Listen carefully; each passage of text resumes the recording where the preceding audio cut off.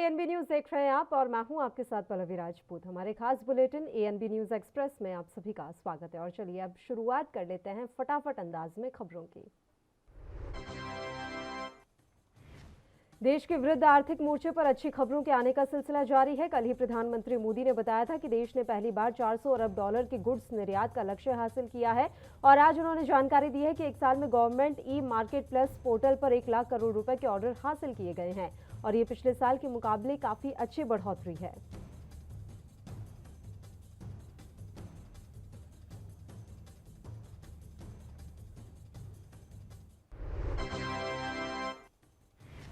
उत्तर प्रदेश में भारतीय जनता पार्टी ने सरकार बनाने की कवायद शुरू कर दी है। सरकार गठन के लिए पर्यवेक्षक बनाए गए केंद्रीय गृह मंत्री अमित शाह लखनऊ पहुंचे, जहां उन्होंने पदाधिकारियों के साथ चाय पी।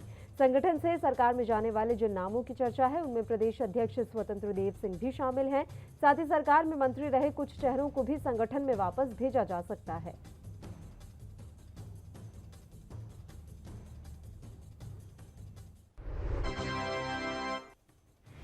उत्तर प्रदेश के मुख्यमंत्री योगी आदित्यनाथ ने बीजेपी के राष्ट्रीय अध्यक्ष जेपी नड्डा से मुलाकात कर राज्य में सरकार गठन को लेकर चर्चा की। सूत्रों ने बताया कि यह तय है कि योगी आदित्यनाथ उत्तर प्रदेश के मुख्यमंत्री पद पर बने रहेंगे, जबकि पार्टी को उप मुख्यमंत्री पद के लिए नाम तय करना है। इस संबंध में चर्चा के दौरान कई नाम सामने आए हैं।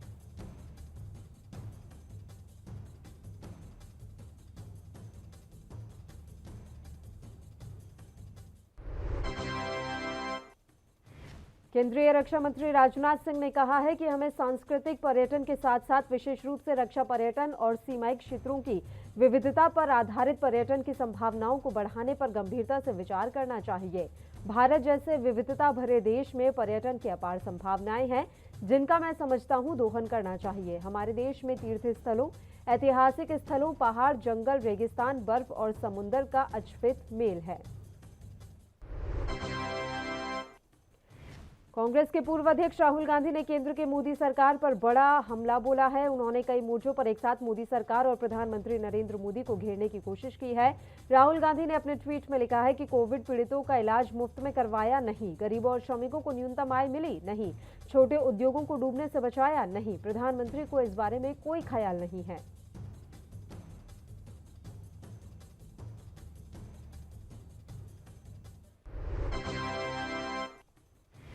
पंजाब में कांग्रेस को इसी महीने नया प्रधान मिल जाएगा। पिछले विधानसभा चुनाव में कांग्रेस की पंजाब में करारी हार हुई, जिसके बाद सोनिया गांधी ने नवजोत सिद्धू का इस्तीफा ले लिया। अब शनिवार को दिल्ली में कांग्रेस की मीटिंग होगी, जिसमें सभी जनरल सेक्रेटरी और इंचार्ज बुलाए गए हैं। इस मीटिंग में हालांकि सोनिया गांधी मौजूद नहीं रहेंगी। इनकी अगुवाई महासचिव केसी वेणुगोपाल करेंगे।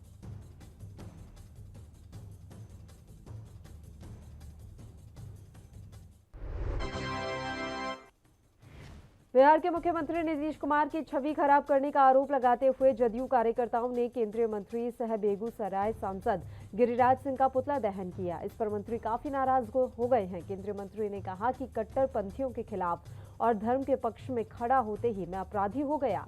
जदयू मित्रों से निवेदन है कि जितना चाहे मेरा पुतला जलाएं, लेकिन हिंदुओं को कट्टरपंथियों के हमले से बचाएं।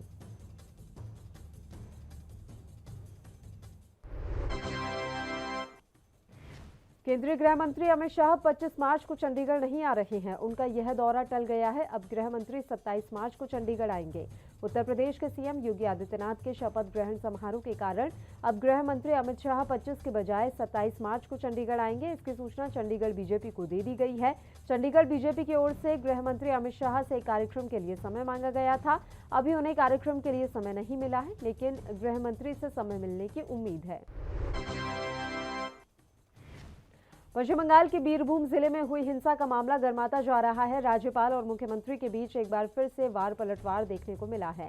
इस बीच कलकत्ता हाईकोर्ट ने स्वतः संज्ञान लेते हुए घटना पर 24 घंटों के भीतर रिपोर्ट सौंपने को कहा है। पश्चिम बंगाल की मुख्यमंत्री ममता बनर्जी गुरुवार को बोगटोई गांव पहुंची और वहां मृतकों के परिवार वालों से उन्होंने मुलाकात की।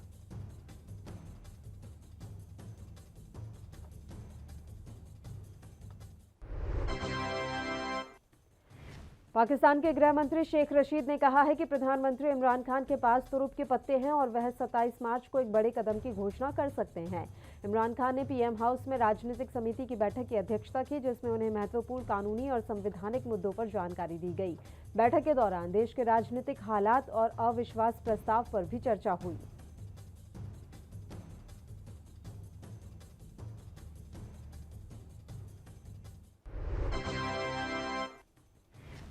दिल्ली में विधानसभा सत्र के दौरान मुख्यमंत्री अरविंद केजरीवाल ने बीजेपी पर निशाना साधते हुए कहा, बीजेपी अपने आप को दुनिया की सबसे बड़ी पार्टी कहती है, लेकिन आम आदमी पार्टी दुनिया की सबसे छोटी पार्टी है, फिर भी बीजेपी डरी हुई है। केजरीवाल ने कहा कि दुनिया की सबसे बड़ी पार्टी एक छोटी सी पार्टी से डर के भाग गई।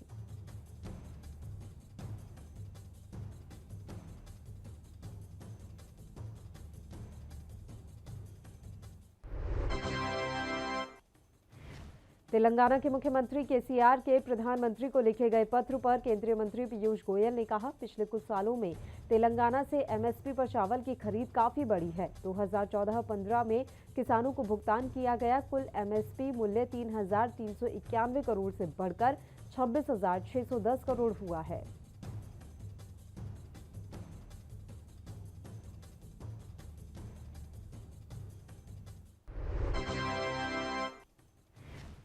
केंद्रीय विदेश मंत्री एस जयशंकर ने दिल्ली के सेंट स्टीफन के विशिष्ट एलुमिनाई वार्षिक लेक्चर में संबोधन दिया। उन्होंने कहा, विदेश नीति सिर्फ व्यथित स्थितियों में ही काम नहीं आती, बल्कि इसका असर आपकी सुरक्षा, नौकरी, आपकी जिंदगी की गुणवत्ता और आपके स्वास्थ्य पर भी होता है।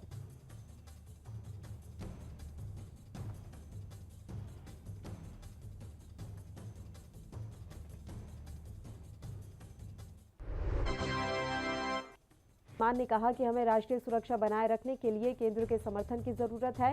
पंजाब की आर्थिक स्थिति बदहाल है। हमने राज्य की वित्तीय स्थिति में सुधार के लिए 2 साल के लिए हर साल 50,000 करोड़ रुपए के पैकेज की मांग की है।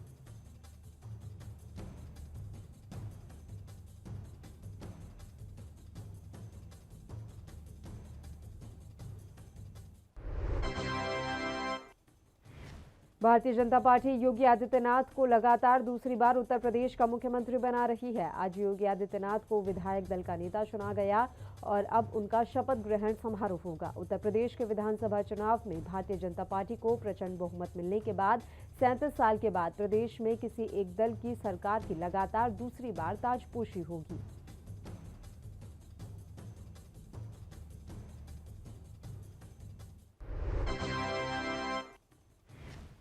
बीरभूम हिंसा पर कांग्रेस नेता अधीर रंजन चौधरी ने कहा कि मुख्यमंत्री को यहां के लोगों के साथ बैठकर उनकी बात सुननी चाहिए थी। लोग सरकार पर भरोसा नहीं करते हैं। चौधरी ने आर्टिकल 395 लागू करने और सीबीआई की जांच की मांग की है। साथ ही सीएम के हिंसा के क्षेत्र का दौरा करने पर कहा कि बंगाल की मुख्यमंत्री पिकनिक करने आई थी, हेलीकॉप्टर से आई और यहां खाना खाया और चली गई।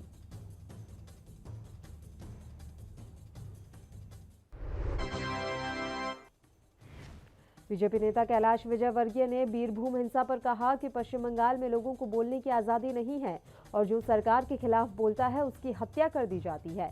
पश्चिम बंगाल में कोई भी कानून व्यवस्था नहीं है। अगर परिस्थितियां ऐसी ही बिगड़ती हैं तो हम राष्ट्रपति शासन की मांग करेंगे।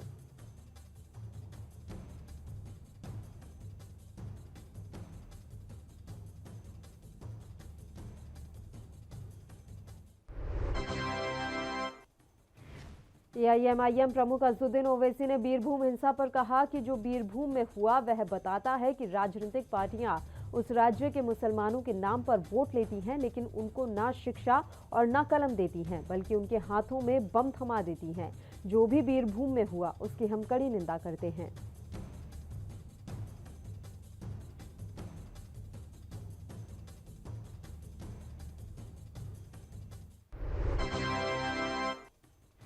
पश्चिम बंगाल बीजेपी अध्यक्ष सुकांता मजूमदार ने बीरभूम हिंसा पर बंगाल सरकार को घेरते हुए कहा कि सीएम ममता बनर्जी को पहले आना चाहिए था।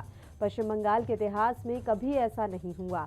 ये मानवता को शर्मसार करने वाली घटना है। ममता बनर्जी परिवार के लोगों को नौकरी और पैसा देकर खरीदना चाहती हैं।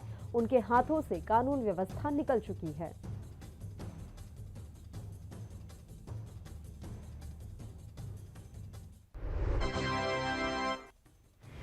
हरियाणा के मुख्य सचिव संजीव कौशल ने रोहतक और हिसार मंडल के आयुक्त और उपायुक्तों के साथ विजन डॉक्यूमेंट की समीक्षा बैठक की। इस दौरान कौशल ने कहा कि प्रत्येक जिले का विजन डॉक्यूमेंट तैयार किया गया है। इसके तहत प्रत्येक जिले की मूलभूत सुविधाओं पर फोकस करने के साथ साथ विकास की बड़ी परियोजनाओं पर भी बल दिया जाएगा।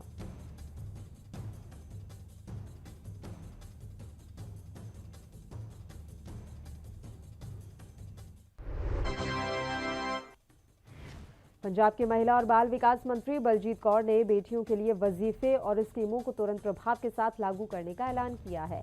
उनके मुताबिक 31 मार्च से बेटियों को वजीफे और स्कीमों का लाभ मिलना शुरू हो जाएगा। सरकार के इस फैसले का पंजाब के लोग और लड़कियों की तरफ से स्वागत किया जा रहा है।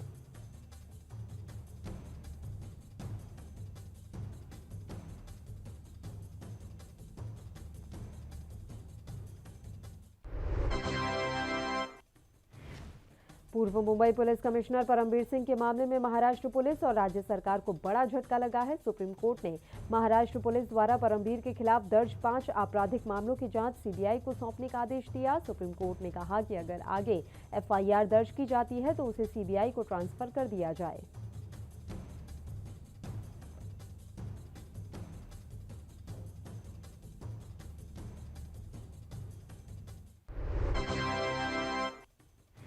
एनआईए ने कर्नाटक पुलिस से शिवमोगा में बजरंग दल कार्यकर्ता हर्षा की हत्या की जांच का जिम्मा संभाल लिया है।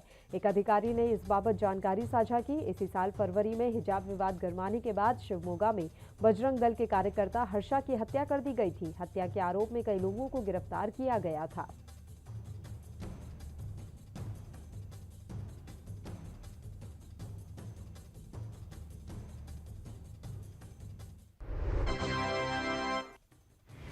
रक्षा मंत्रालय ने स्वदेशीकरण और आत्मनिर्भरता को बढ़ावा देने के लिए गुरुवार को 107 वस्तुओं की एक सूची का ऐलान किया, जिनका एक निश्चित समय सीमा के बाद आयात बंद कर दिया जाएगा। इसमें कई उप प्रणालियां और कंपोनेंट्स शामिल हैं। इनके आयात को बंद करने के लिए 6 साल की समय सीमा तय की गई है, जिसकी शुरुआत दिसंबर से होगी।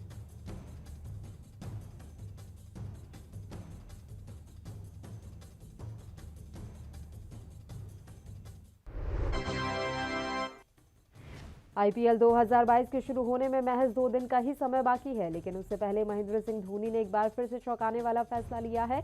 उन्होंने टीम के ऑलराउंडर रविंद्र जडेजा को चेन्नई सुपर किंग्स की कप्तानी सौंप दी है। धोनी ने खुद से कप्तानी छोड़ने का फैसला किया है। वे आईपीएल के 15वें सीजन में बतौर खिलाड़ी खेलते नजर आएंगे।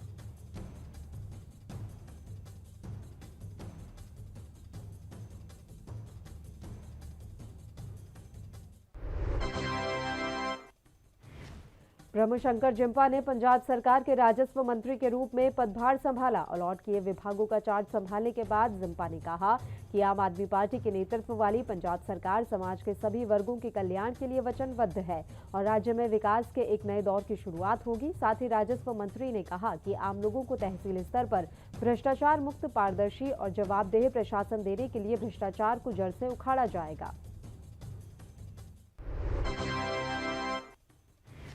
हरियाणा के बहादुरगढ़ के गांव छुड़ानी में शादी समारोह के दौरान हर्ष फायरिंग का मामला सामने आया है, जिसमें फायरिंग के दौरान एक 10 वर्षीय बच्चे को गोली लग गई, जिससे वो बुरी तरह से जख्मी हो गया। सूचना पर पहुंची पुलिस ने घायल को अस्पताल में भर्ती कराया। फिलहाल पुलिस को गोली चलाने वाले शख्स की जानकारी नहीं मिल पाई है।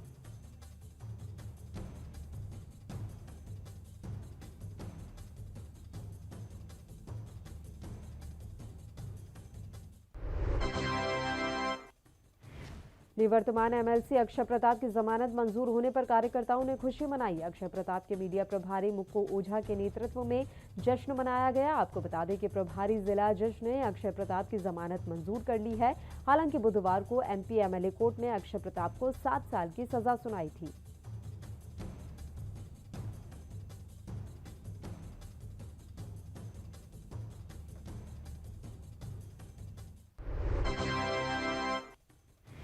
पंजाब के मुख्यमंत्री भगवंत मान ने पीएम मोदी से मुलाकात की। साथ ही उन्होंने पीएम मोदी से राज्य की अर्थव्यवस्था के पुनरुद्धार के लिए 1 लाख करोड़ रुपए की मांग की। पंजाब के सीएम ने सीमा पार से उग्रवाद का मुकाबला करने के लिए हाईटेक उपकरणों की तलाश में राष्ट्रीय सुरक्षा के मुद्दे को भी ध्वजांकित किया।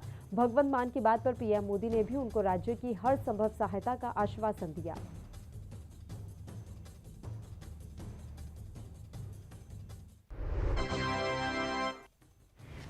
मध्य प्रदेश के किसानों को उन्नत कृषि की इजरायली तकनीक के सेंटर फॉर एक्सीलेंस को लेकर इजरायल और मध्य प्रदेश सरकार के बीच एमओयू साइन हुआ, जिसके आधार पर चिन्हित स्थानों में परिवर्तन करते हुए मुरैना, छिंदवाड़ा के साथ हरदा को भी सेंटर फॉर एक्सीलेंस बनाने का प्रस्ताव दिया गया।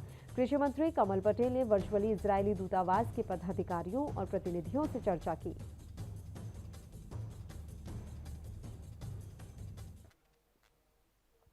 बुलेटिन में फिलहाल वक्त हो चला है एक छोटे से ब्रेक का। आप देखते रहिए एएनपी न्यूज।